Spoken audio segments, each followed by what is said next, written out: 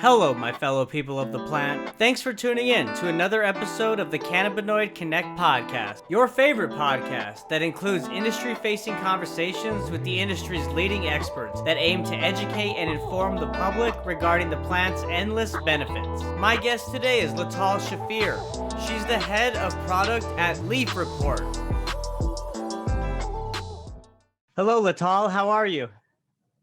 Good, thank you. Thank you so much for making time for me and the audience today.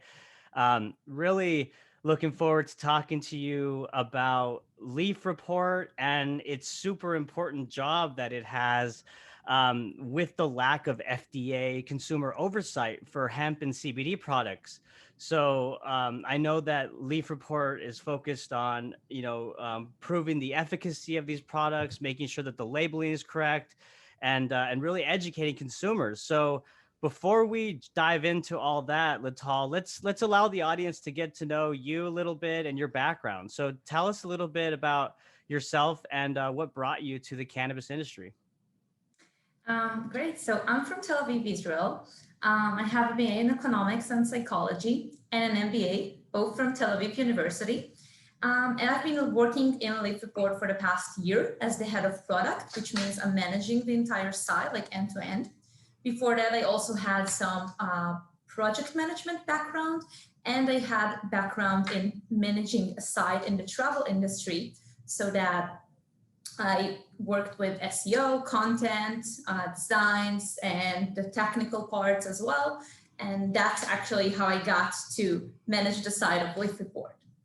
Awesome. And you mentioned you're in Tel Aviv, Israel, which shout out to my good friend Reina Sherbil, who is the podcast host of the Cannabis Investing podcast. And from my discussions with her and from what I've researched, Israel is really at the forefront when it comes to cannabis research. And so tell us a little bit about, like, did you have a relationship or experience with cannabis prior to working for Leafreport, or is this kind of a new industry altogether for you? So interestingly, that was a new industry for me when I came. As I said, my background was more of the technical part, the Right. SEO, the content, the product, but less about CBD. So I studied and learned so much in the past year about CBD and the cannabis industry. But as you said, people in Israel kind of, I can say, a little bit know the industry because especially medical marijuana is being researched in Israel a lot. Though it is funny because CBD is illegal in Israel, actually. So we only turn to the US audience and the European audience. That's so interesting that CBD is illegal in a country like Israel, yet like they're so far when it comes to the research around the THC cannabinoid, right? Because like you said, medical marijuana, which is just fascinating to me. So tell me about Leafreport. So you mentioned you're head of product. You kind of see the website end to end. So tell us about an overview of the company, what its mission is, and really what value proposition y'all bring to the industry. Definitely. So Leafreport is a peer-reviewed website. It's a science-based website dedicated to CBD. Our goal is actually to be the watchdog of the CBD industry. So we are doing it through thorough brand reviews, a huge database. We have collected over 3,500 products by now and constantly growing.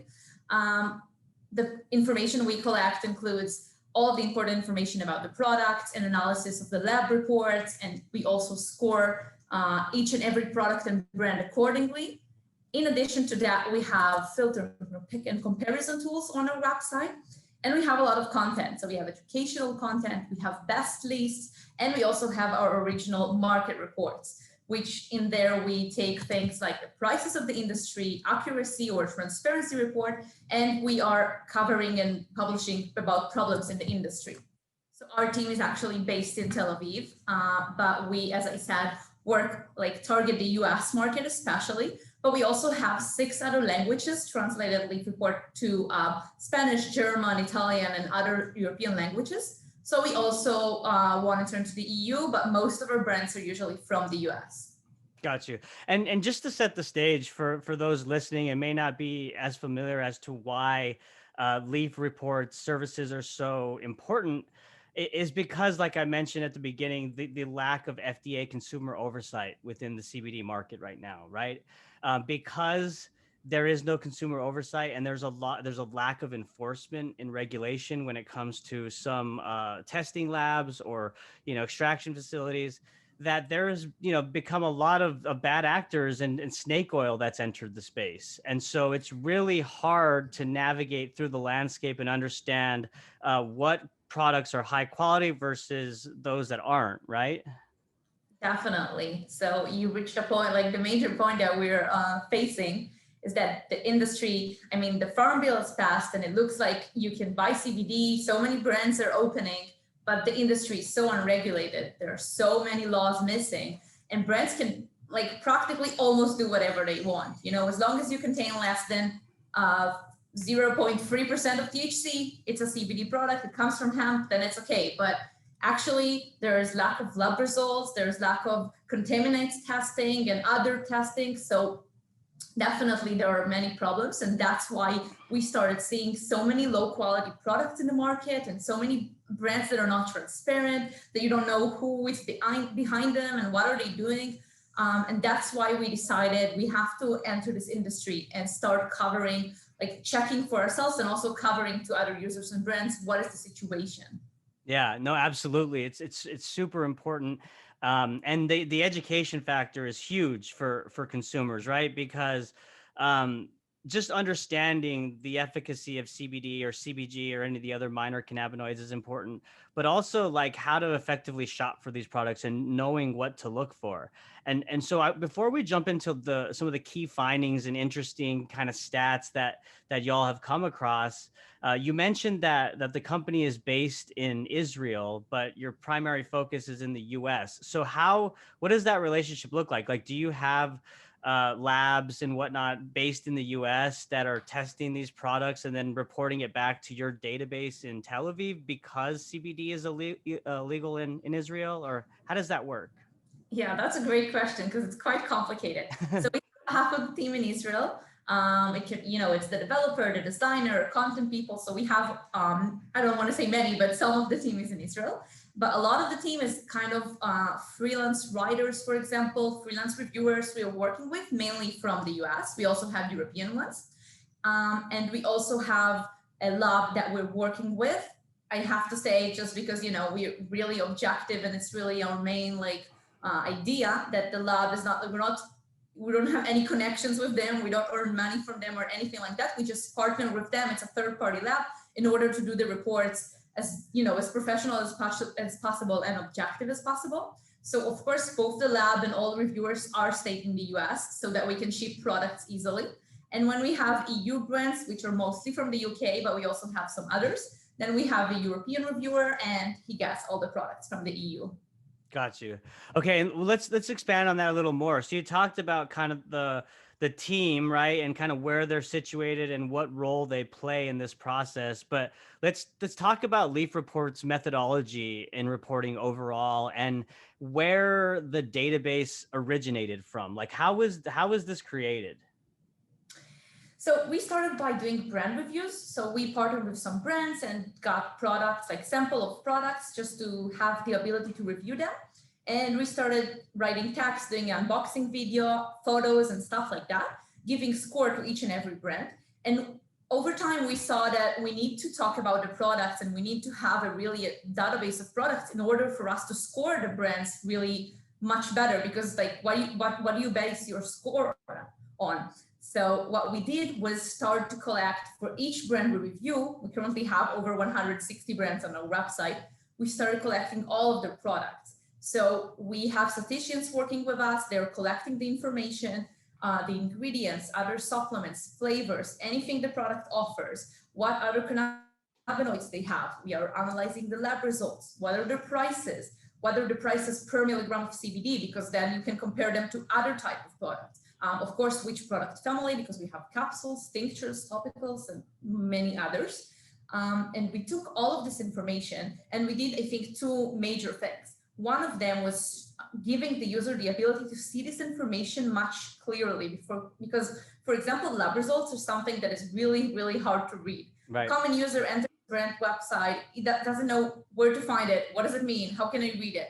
So besides publishing like videos of how to read a certificate of analysis, which is the lab result, we also, for each and every product, we list in a very clear and easy way to understand the results of the lab results. Like, did they pass for CBD, THC, and other purity testing, such as heavy metals, pesticides, microbial, and more. Right. And it's an interesting point you bring up, is that I have heard that echoed about how difficult some of these COAs or these certificates of analysis are difficult to read, right? And kind of understand. And I've heard that some farmers and producers have actually switched lab testing facilities or testing companies based on the readability, the ease of readability when it comes to their lab results. It's super important.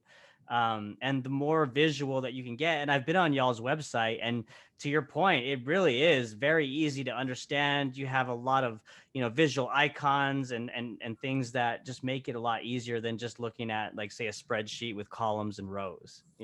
Definitely. I totally believe you that brands replace their labs, because I can tell you that even for me, after a year working only on that, sometimes I open a lab report and I'm like, I don't understand the amount of CBD they claim they have. Like, I don't understand the report. It's sometimes so hard to read it, like objectively hard. So as you said, we use icons, we use graphs, we say past, failed, stuff like that, in order for people to see this information much more easily. In addition to that, we also use this entire information to score each and every product and each and every brand by a really strict and objective criteria. So this is also one of our main goals, to be objective, to be transparent, and to have a really professional criteria for scoring, and not just, they got 80, they got 75. I don't know why. So let's talk about that criteria. So, like, what are the different categories of criteria? What's the score? Is it 1 to 10, 1 to 5? Like, and how does that all look and work out? Yeah, so we have different criteria for brand and for products, and we have a score of between 0 to 100 for each and every one of them. So the criteria, as I said, they're different because in products, you're looking for different things than the entire brand. So for products, we want to see the extract type. Is it full spectrum, broad spectrum, isolate? Because it's also significant if they have other cannabinoids or not. We want to see, of course, the lab results, which is one of the most important things. Like, did they test? Let's pause right there real quick, Lital, and let's, for those listening, why is the full spectrum and the whole plant important as opposed to like a product that's an isolate? Okay, so it's definitely important to say that not everybody are looking for a full spectrum product, and that's okay. Full spectrum products, they also contain THC and other cannabinoids. It's important to say that THC is in the legal level of less than 0 to 0.3%, or less than that. We have broad spectrum products, which includes other cannabinoids but don't include THC. Those are good for people who are looking for 0 THC in their products, which some people are. And there are the isolate products that contain only CBD. So it's not completely proven, but there is a belief, and people are investigating, researching it, that is called the entourage effect, which means that the combination of CBD with other cannabinoids should have a good effect on the body. But as I said, first, not being a doctor, and secondly, because it's not completely proven, I don't want to say that it's something that we're obligate on. Sure. Yeah, no, it's all anecdotal, and we'll put that disclaimer out there, right? But to your point, I mean, that's kind of where if those listening, if you've tried Delta 8 THC, that is an isolated product, because you're isolating Delta 8 THC, which is a conversion of CBD. We won't get into all the science and whatnot behind it, but it's a different effect than if you were to smoke, say, Delta 9 THC, or if you were to consume a gummy that was a full spectrum or whole plant hemp product. Because to Lital's point, you're not isolating just one compound, one cannabinoid. You have all the different cannabinoids plus the secondary compounds, which include terpenes, flavonoids. So, and all those things affect our body chemistry in different ways. So you kind of get more of a feeling, I guess, or, with all those different chemicals as opposed to just the one, and not chemicals, excuse me, compounds. So just wanted to throw that out there, and thank you for clarifying that, Lital.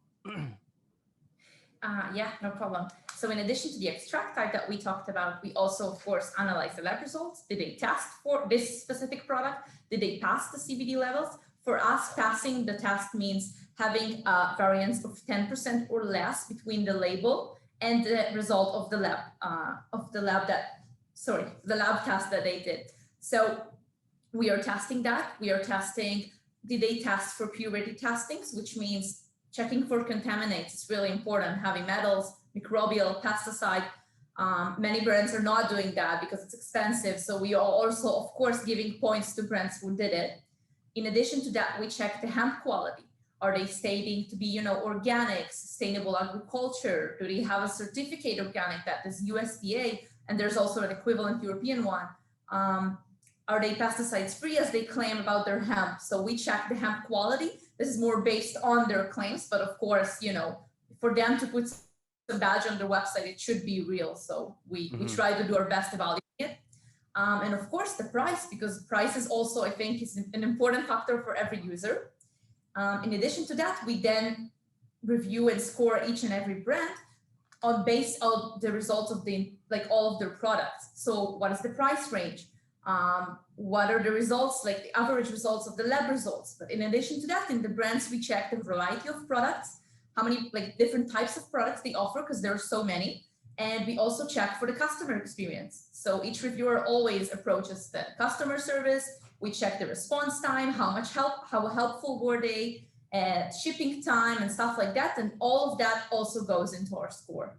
Got you. Wow. So that sounds very comprehensive. I mean, you're looking at not only, the harmful pesticides and microbials that could be in the product, but also the customer experience aspect, the product variety, pricing. I mean, you've really thought through kind of this end to end, as you mentioned earlier. Yeah, definitely. It was a long process and long work, many corrections and changes. And in addition, it's important to say that we also have a score breakdown. Like each user in each brand can enter the score, press on the score breakdown and see each subcategory, how many scores you can get for it and how many scores this specific brand got. So we are definitely all about being transparent about what was the score about and why did they get it. Mm-hmm. And I have so here's a question. You mentioned 160 or 161 brands that are currently on your site, but as you're vetting through these brands and you're testing all these different products, like how many did you start with to get to 160? Do you mean when we opened the website, how many brands did we have? Yeah, I mean, so right now you said 160, so that means that you have 160 brands that carry high quality products that you are backing within your site, right? That you're saying we've tested and we've given them a score. Are there some that didn't make the cut at all because they had harmful pesticides, microbials, they didn't even maybe have CBD containing in the product? Like, how many of those brands did you come across in this vetting process? Okay, so that's a good question. So first of all, I would like to say the brands that are listed on a website are not only the ones we decided are the best ones, not at all. Since we don't take money from brands for being featured on a website, which is important, an important criteria to stay objective. What we do is we decide if we want to review this brand, if this brand is interesting enough. And then when we review them, we don't promise any score. So we want to review as many brands as possible. So we have some brands scoring 65, 49 out of 100. So not all of them are recommended by us. We just want to have the user, we want to have we just want to have the ability to show the user what is going on in the market and have a review on almost each and every brand. I mean, there are so many, but we're trying to take, at least the big ones. But as asked, we don't take each and every brand. We do want to see that that we know who is behind it, that they have some about us page, we can contact them and the user can contact them, that they have some variety of products, not just one product. So we do have certain criteria for us to decide to review them, but that doesn't mean they're good and going to get a good score. Got you. Okay. Thank you for clarifying that. That makes sense. Okay. So now here it gets down to the juicy stuff. And that is like, what are some of the real key findings and surprising conclusions that y'all have come across since starting and building up this database regarding the efficacy of these brands and the products that they carry? I mean, any crazy stories that you've come across? So we definitely research a lot in our market reports, and there I think we have some really interesting conclusions. So in our markets reports, what we do is we have different types of reports, but the main one is the accuracy report. There, what we do is we take a certain type of products. It can be beverages, edibles, topicals. We take one every time. And then we order independently between around 40 to 50 products every time. And then we send them to a third party lab and we test them. So the difference between just, checking what the brand published on their website and their lab results that they published and to do it ourselves is that we can get, they will not publish usually the bad reviews, but we will publish exactly what we found. Mm-hmm. And then we analyze those results and we publish a thorough report with everything, like each product, the lab analysis, and did they pass or fail within the 10% variance we talked about. So in those reports, we had some really interesting findings. For example, we did a drinks report and discovered some drinks did not contain any CBD at all, which is like you're buying a CBD product, you're not getting a CBD product. That's crazy. It's crazy. Yeah. I mean, I asked this question because I always bring this guy up. I need to have him back on. Josh Schweider of Infinite Chemical Analysis Lab, I believe is the company. And they did a national kind of study where they got all the CBD products that were listed within Amazon. They sourced them all and they tested them. And he was saying like 95% came back with like little to no CBD at all, and I'm just wondering, like, that's shocking to me, but I mean, I kind of get it with being in the space now for the last year and a half or so. And so has it gotten better? Like, or has it remained the same? Have we seen an improvement in this area? I think it's hard to say. We sometimes see that it's getting better, mostly in terms of more brands are testing, more brands are publishing results. So for that, actually, to check that, we did a transparency report, which is a bit different than the ones I described before. In this report, we use our own database, and we mainly checked for all of those brands, did they publish lab results for their products on their website? It's third-party labs, but they publish it. It's a very common thing for brands to do, and we expect them to do that, especially because of the lack of regularity and laws. And then we listed for each brand what percentage of the products were tested and published on their website. And in addition to that, we tested, did they test for purity testings as well, or only the CBD levels, and did they pass those tests? And we published a huge report about it. So in this report, I can tell you that testing for CBD levels became quite common. Many brands are doing that, but I would not say that they're all doing it for a huge percentage of their products. Mm-hmm. But testing for purity is in really bad shape. Like we found that 25% of brands did not test for purity testings at all. That's 1 out of 4 brands not testing for purity. And it's really dangerous. You not really know what you're getting. And in addition to that, for example, we found that 84% of products tested did not pass within the 10% variance for their CBD levels. And those are the results that the brands are publishing. It's not even the results that we took from another lab. So that's crazy. Mm-hmm. It shows that ripple effect. Like, again, with the lack of enforcement of regulation on these labs, and then just the lack of the FDA stepping in, um, it's just causing kind of the lab shopping, quote unquote, problem. And just again, these low quality products entering the space that are harmful. And I've just read, I think a week ago, that the House just introduced a bill to put pressure on the FDA to start listing CBD products as dietary supplement category, right? So how does that play out for a company like Leafreport, who right now is so crucial with the lack of enforcement? Like, do y'all see yourself maybe pivoting or continuing to just really highlight the brands that are doing it right and that are producing high quality products? Like, how does that play into your business model? So definitely, I think one of our main goals is because of those lack of laws. I think people are working on it, and I think we'll see more regulation in the future when we are also waiting for it. But in the meantime, we're definitely here to, investigate, report, and let the users know which brands are better, which brands are worse, and what you need to know before you're buying them. It's so important, absolutely, and it's crucial for these consumers to know this. And so, what advice would you give consumers the next time they're at a CBD store or they're online? They heard from a friend that they've had a good experience with CBD, but they don't know where to shop. Like, what would you recommend? Of course, going to your website, which is a great repository of information, but say they're just in a store, brick and mortar, like what should they look out for in terms of labeling?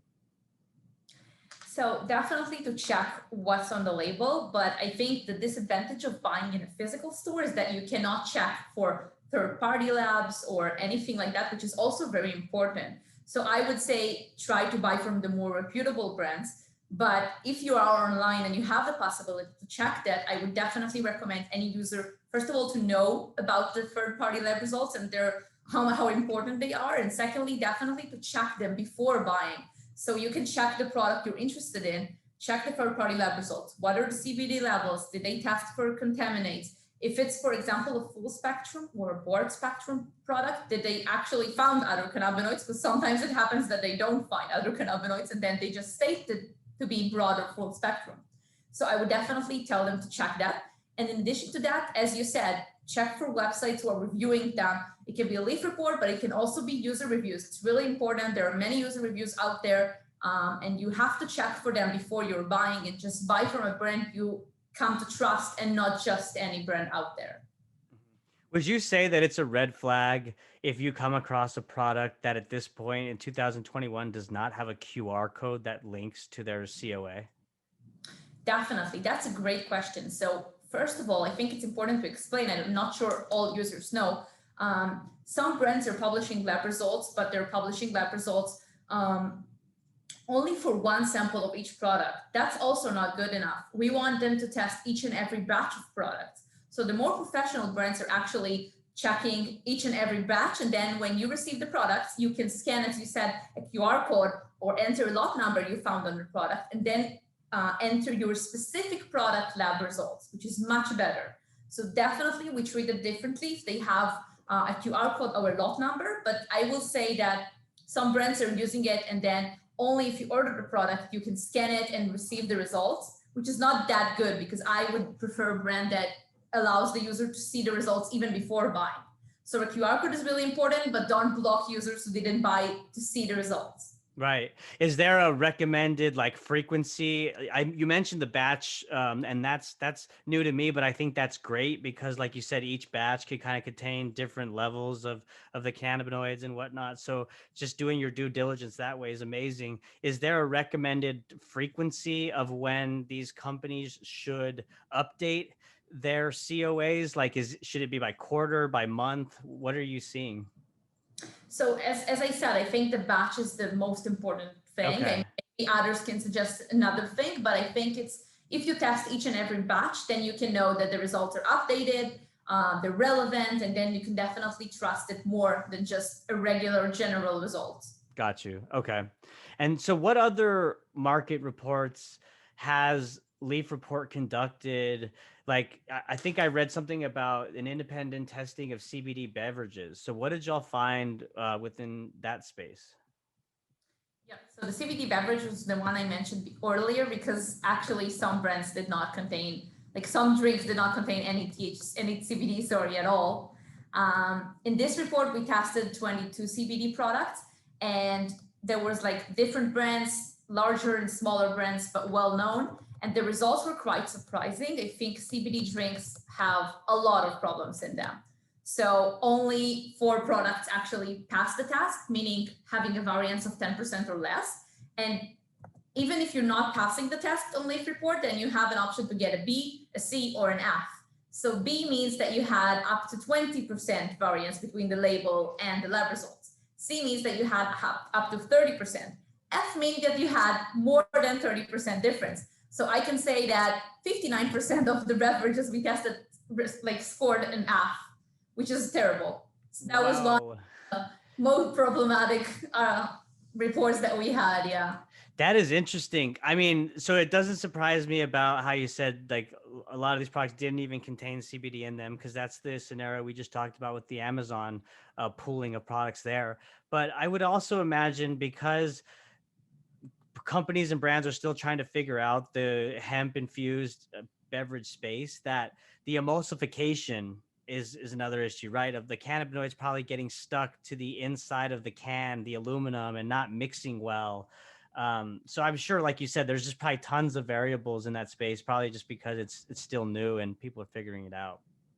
Yeah, definitely. So it's important to say that, although the results are quite bad, it's important to have a disclaimer, and we also use it in our reports. And we say, first of all, it depends on the lab, it depends on the testing. It's like they're obviously very professional, but it can change and vary a little bit. But in addition to that, it's important to remember that different types of products are harder to measure than others. So tinctures are usually containing just, CBD, other cannabinoids, stuff like that, much more accurate, much easier to test.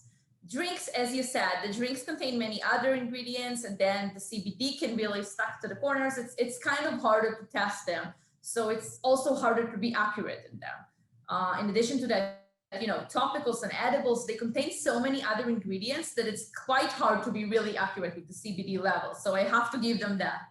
Hmm. Are there any other recent reports that Leafreport has conducted or studies that y'all are currently working on that you want to mention or talk about?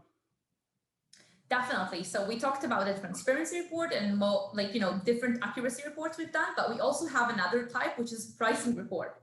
So what we do, we try to do it twice a year, is list the prices of each product. As I said, we also use the price per milligram of CBD because like how can you compare a small gummy to a face cream with CBD? Definitely Right. they will not cost the same.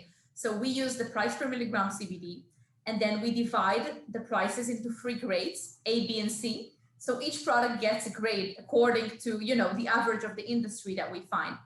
And then we publish a report saying what are the differences between the least expensive company and the most expensive company. Which companies are, the cheapest and the most expensive. And we also compare the results every time to our previous report. So what happened to prices in 2021 versus 2020 versus 2019. So that's really interesting because we saw a real decrease in prices, for example, in our last report. We are about to publish a new one really soon, next month. But in our last report in 2020, we found that most CBD prices really decreased. I think so many brands opened and it really changed the industry. However, pet edibles actually became more expensive, a lot more expensive. So that was really interesting and surprising to find out. Yeah, that is interesting. I wonder why edibles. Huh. I think people are really excited about giving CBD to their pets. Right. It's really like a thing. And edibles are definitely easier to give pets than tinctures because, like, your pet will not want to take CBD, but when you give it in a bacon treat, that becomes much easier. So actually about that, we are actually planning to publish really soon a survey. We're going to do a report about a survey that we did for pet owners using CBD for their pets. Because we really found that so many pet owners are using CBD and the results are really interesting. We asked them, why do they do it? Who recommended it? The dosages, the reasons they give them, and would they recommend it? What were the effects? So we are about to publish a report about this, which is a new kind of report in Leafreport. I look forward to reading that one because my wife and I, we have three dogs, and we just bought a CBD pet product. My one dog Toby gets really really nervous and freaked out, like most dogs do when there's thunder and rain. And to your point, we bought a tincture, and thankfully, the company that we bought from actually had instructions that say kind of how you can give it to the dog, and they recommended dropping the tincture on a spoon and letting them lick it from the spoon, and it worked. I'll tell you, it was definitely he had a different temperament. He wasn't panting and freaked out. He was more calm. So the more that we can really like what Leaf Report's doing is showcase the products and conduct reports that really showcase the efficacy of those pet products is huge for pet owners. I know, speaking for myself, you know. Yeah, definitely. And I can tell you already from the results of the survey that most people give pet CBD for anxiety and stress. So I think many will relate to what you felt. Yes. Yeah. I mean, my anxiety and stress levels rise when his is up, Of so course. it's like it's the CBD is good for both of us, even if I'm not taking it at that Yeah, moment. definitely. Well, tell me what else outside of the upcoming reports, the pricing report that you mentioned, and the pet products report. What else is on the horizon for Leaf Report overall as a company? What are you guys looking forward to through the remainder of this year and beyond? So definitely we are conducting more reports and we're planning to expand on that. I can also tell you that we have really soon being published a Delta H THC report, which is a new thing for us because we usually only cover CBD, but Delta H is so booming and everybody are talking about it. We were worried about it and we decided to check it ourselves. So Yes. we have almost 40 products being tested for Delta H levels, Delta 9 levels, and the results are crazy. This I time, I would bet. I bet the report results are going to be insane. It's going to be all over the place. definitely. So this is like if CBD market still has, a long way to go, then Delta H is like you cannot even compare that. So actually, what we did here is buying half of the products in physical stores and half online because I think in physical stores there is even more lack of information. Like some of them don't even have websites where you can check for lab results or any information about this product. So that was crazy. If CBD is the Wild West, what is the Delta 8 market? Like the caveman days or the Yeah, I would say it's definitely a problem. Yeah. Yeah, well, here let's do this. If you're open to it, Latal, when that Delta 8 report comes out, I'd love to have you back on and we can dedicate an episode just to talk about those findings. Definitely, I would love that. I think the Delta 8 report will surprise many of our users and readers, so I think it will be interesting. Awesome. When is that release? So really, really close this like next week or the week after that.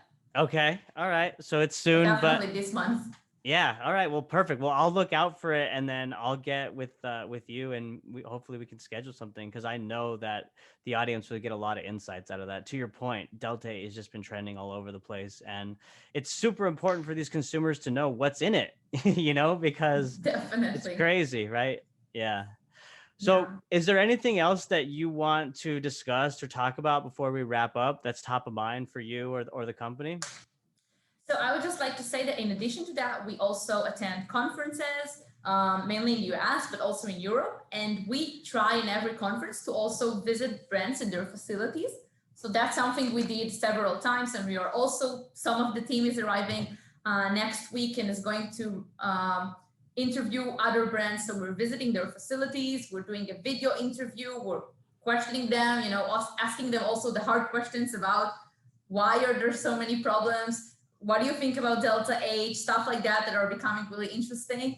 And of course, you can find all of those videos on our website as well. So in addition to all the information we give, we also want to show the brand from the inside. Absolutely. Well, I gotta say, Leafreport is doing an amazing job. It's work that's definitely needed for the industry to one, of course, keep these operators and the producers accountable because of the lack of enforcement and consumer oversight, as we talked about earlier. But then also just empowering the consumer to know what they're buying and to keep them safe. And someone's got to do it. And Leafreport is stepping up and doing a great job of it. So I want to tell you, I appreciate the work that you and your company's doing, Latal. And if those that want to follow y'all and learn more, you mentioned the website. Where can people find your website and social media?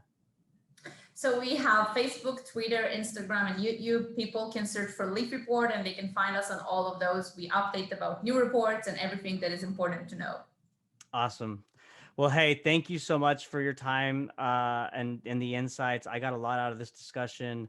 I hope that we can run it back and really dive into the Delta 8 findings. Like I said, that's an interesting topic. And yeah, thank you. Definitely. Thank you for hosting me today. I had a great time and I'll be really happy to be back. Awesome. Thank you so much, Lital. And thank you all for listening. Until next time. Bye.